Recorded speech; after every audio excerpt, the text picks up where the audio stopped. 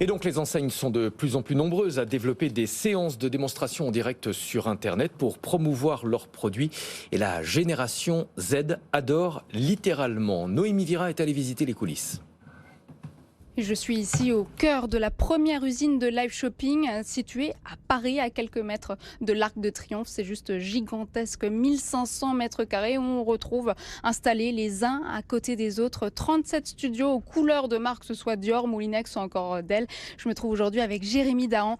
Bonjour Jérémy. Bonjour Noémie. Vous êtes président de Globe Group. Alors expliquez-nous, que fait la personne qui est située juste derrière nous dans ce studio?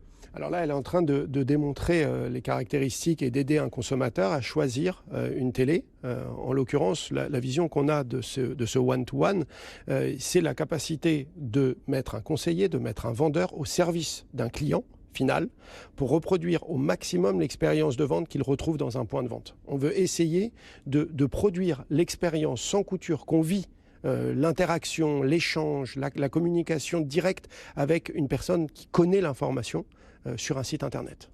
Donc finalement, ces animateurs vendeurs s'adressent à plusieurs consommateurs, ou est-ce que c'est du service personnalisé?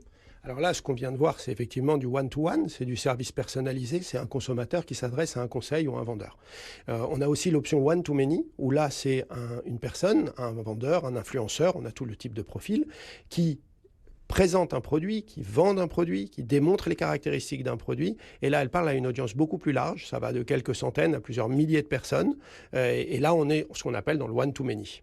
Quel est le taux de conversion de cette méthode du live commerce? Alors le live commerce, on a des méthodes très simples de mesure parce qu'on est sur du digital, donc tout est traqué.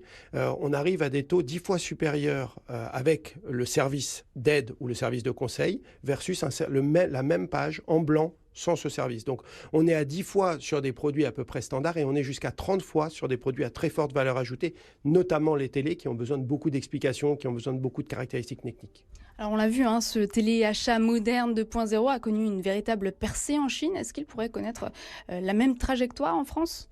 Alors on espère. D'abord, l'arrivée de concurrents sur ce marché, notamment dans le nord de l'Europe, fait qu'on se retrouve avec un fort développement attendu. Après, est-ce qu'on sera au niveau de la Chine avec des modes de distribution différents, avec des consommateurs aussi différents, des besoins de consommation, etc.